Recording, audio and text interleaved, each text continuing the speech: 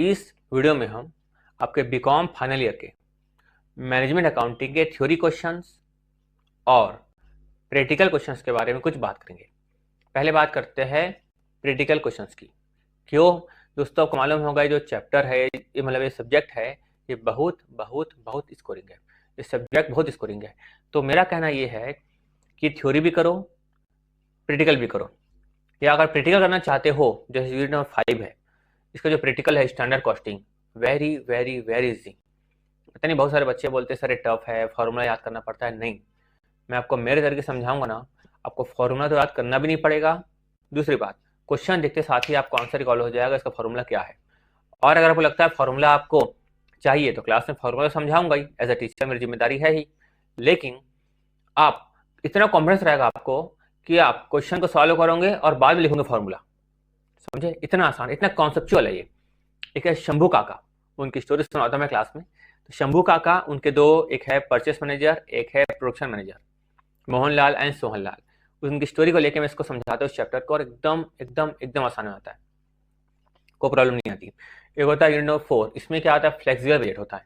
बार बार आता है flexible budget. इसमें होता है फ्लेक्सिबल बजट है, कैश बजट है ना। तो मान लो इसमें एक ही टॉपिक कर रहे हो, फ्लेक्सिबल बजट, जो कि बहुत आसान है, तो आपके साथ कर लो क्या, थ्योरी। अगर पूरा चैप्टर करना है तो पूरा चैप्टर कर दो। तो देखो, मैं इसको बनाकर अपलोड करूंगा, ठीक है। जिसको जिसको चाहिए चैप्टर, तो प्लीज कमेंट बता देना कि सर ये अपलोड करो, वो अपलोड करो, ताकि मेरे को थोड़ा सा लगे कि बच्चों के लिए अपलोड करना है।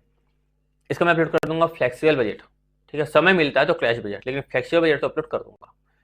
यूनिट 3 मार्जिनल कॉस्ट एनालिसिस, ये भी बहुत, मतलब इसमें ना बहुत सीखने वाला है, चैप्टर को सीखने वाला है। आपको चैप्टर से सीखना चाहिए कि प्रैक्टिकली में लोग जो व्यापारी होते हैं, बिजनेसमैन, वो सोचते कैसे है। एक्चुअली बिजनेसमैन जो सोचते हैं उसके बेस पर समझ लो चैप्टर बना हुआ है। बिजनेसमैन हो या फैक्ट्री के ऑनर हो, ये बहुत ही, ये चैप्टर बहुत आसान है। आपको 4 से 5 फॉर्मूले याद करना है, और यहाँ पर भी आपको समझ लो 4 से 5 फॉर्मूले याद करना है। बाकी के जो फॉर्मूला है वो एक तरह के ही है, तो आपको समझ में आ जाएगा कि भाई कैसे इसको सॉल्व करना है, ठीक है। इसमें भी समझो 4 से 5 फॉर्मूला है, ये तो पूरा कॉन्सेप्चुअल है, इसमें प्रॉब्लम नहीं है। उसके बाद ये आपने 12th में पढ़ा होगा, कैश फ्लो स्टेटमेंट और रेशियो एनालिसिस। तो जब 12th में पढ़ा होगा तो वैसा ही है ये, इसमें कोई चेंज नहीं है, मैंने देख लिया है। सीबीएसई हो या सीजी हो, दोनों में था ही ये, ठीक है। थोड़ा सा एक दो एडजस्टमेंट इधर उधर होंगे, और क्या, कुछ ऐसा तो नहीं कुछ भारी भरकम पूछेगा, है कि नहीं। तो आप मतलब अब चैप्टर देखेंगे खुद समझ जाएंगे। तो फिलहाल ये कैश फ्लो और रेशियो एनालिसिस तो ठीक है, आपको मे भी आता होगा। तो यूनिट 5 का मैं आपको इसमें यूनिट 5 को अपलोड कर दूंगा, यूनिट 4 को अपलोड कर दूंगा, और यूनिट 3 को अपलोड कर दूंगा, ठीक है। कमेंट में बताना कि मेरे को ये चाहिए, और मैं क्या करूंगा, पहले आपको कॉन्सेप्ट समझा दूंगा, एक दो क्वेश्चन सॉल्व करवा दूंगा, फिर मैं आपको फटाफट ओवरव्यू करवा दूंगा, है ना। लेकिन पूरा डिटेल के साथ आपको सब कुछ समझ में आएगा, क्योंकि अब समय इतना नहीं है कि मैं के क्वेश्चन बनाऊँ और बाकी क्वेश्चन को नोट करूँ, है कि नहीं। अब खुद से जब तक प्रैक्टिस नहीं करोगे तब तो मेरे से इतना भी सुन लो, कोई फायदा नहीं है। तो स्कोरिंग सब्जेक्ट है, बस मेरा तो ये कहना है कि अपन को लापरवाही नहीं करनी चाहिए। चलो क्वेश्चन नंबर 1 देखते हैं अपन। इंपॉर्टेंट क्वेश्चन क्या है, पहला, प्रबंधकीय लेखा विधि से क्या आशा है, कि प्रबंधकीय लेखा विधि से क्या आशा है, इसके मुख्य यंत्रों एवं तकनीकों की विवेचना कीजिए। और दोस्तों थ्योरी क्वेश्चन को कैसे याद करना है, या आपको कोई भी चीज कैसे याद करना है, कैसे समझना है, इसका भी वीडियो अपलोड कर चुका हूं मैं, आप मेरे चैनल पर जाकर देख सकते हो। उसमें एक है कि प्रिंसिपल ऑफ बिजनेस मैनेजमेंट को कैसे याद करें। तो कोई सब्जेक्ट को कैसे पढ़ना है उसका तरीका है, बहुत मैंने मतलब खुद अप्लाई किया है, मेरे को बहुत फायदा हुआ, इसलिए मैं उसको अपलोड किया हूँ। तो अब जाकर देखिए, what is mean by management accounting, discuss it's main tools and technique. फिर क्या लिखा है, प्रबंधकीय लेखा विधि को परिभाषित कीजिए, इसके क्षेत्र को समझाइए, तथा निर्णयन में प्रबंधकीय लेखा विधि की भूमिका स्पष्ट की, ठीक है।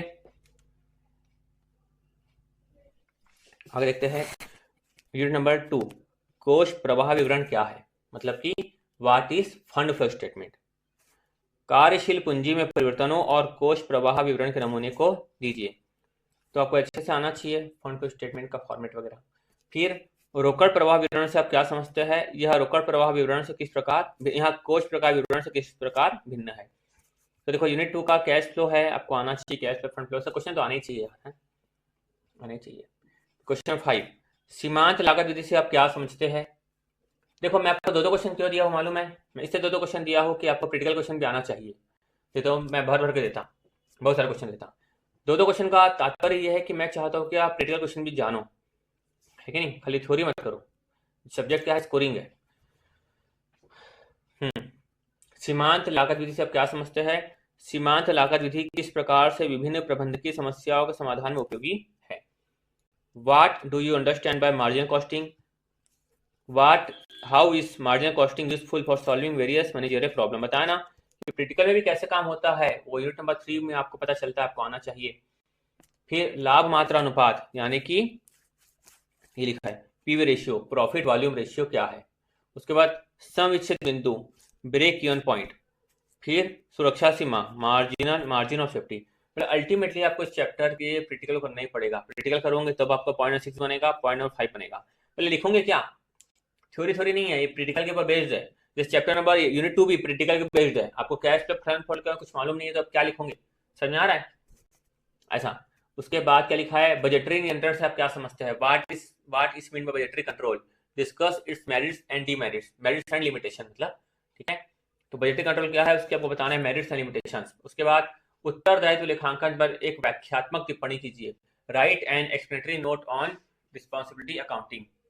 फिर क्या लिखा हुआ है? स्टैंडर्ड कॉस्टिंग, मेरा फेवरेट। डिस्कस स्टैंडर्ड कॉस्टिंग और डिस्कस कीजिए, discuss the it's objective, advantages and limitations. आपको मैं प्रैक्टिकल समझाऊंगा तो थ्योरी आपसे ऐसी ही बन जाएगी। फिर प्रमाप लागत से क्या आशय है? प्रमाप किस प्रकार निर्धारित किए जाते हैं, इसके लाभों और प्रयोगों की विवेचना कीजिए। वापस, प्रमाप लागत से क्या आशय है? प्रमाप किस प्रकार निर्धारित किए जाते हैं, इसके लाभों और प्रयोगों की विवेचना कीजिए। What is mean by standard cost, how are the standards determined, standards कैसे डिटरमाइन किए जाएंगे, discuss its advantages and applications. ये बड़ा इंटरेस्टिंग टॉपिक है, बड़ा मजा आता है। थ्योरी आप पढ़ लेना, प्रैक्टिकल में पढ़ा दूंगा, है कि नहीं? तो जिसको जिसको प्रैक्टिकल चाहिए आप कमेंट बताओ ताकि प्रैक्टिकल अपलोड करूँ। ठीक है, बीकॉम सेकेंड ईयर वाले तो बेचारे जो है ना लिखते हैं सर ये अपलोड करो वो अपलोड करो, और मैं पूरी कोशिश करता हूँ पूरा टाइम निकाल कर और फटाफट अपलोड कर देता हूँ। Thank you so much.